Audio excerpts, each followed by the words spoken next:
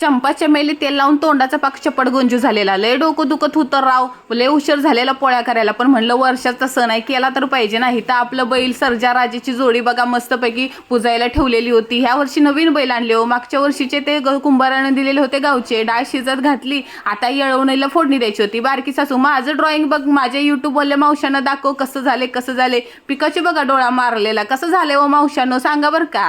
आवाज मस्त तडकते फडकते फोडणी द्यायची होती. जाळ आणि धुरी एकत्रच निघाला पाहिजे होता, म्हणून जरा चटणी एक जास्तच टाकली. सगळा राग बघा पिठावर काढला बघा राव. अहो लय डोकं दुखत होतं ना, म्हणून पहिली पोळी माझी फुटती म्हणजे फुटतीच, पण दुसरी पोळी कशी एकदम टुमदार खाऊन पिऊन अशी फुगल्या का नाही. अहो लागलीच म्हणलं 7-8 भजी पण करून टाकावी. ताट रिकामं दिसतं ना बिना भज्याचं. नैवेद्य दाखवायचा होता राव. ताट बीट सजलेला, आपला देवारा पण सजलेला. आणि तुम्हा सगळ्यांना आपल्या महाराष्ट्रीयन बेंदूर सणाच्या हार्दिक शुभेच्छा. बघा आमचं कसं दिसते ती सर्जा राजा.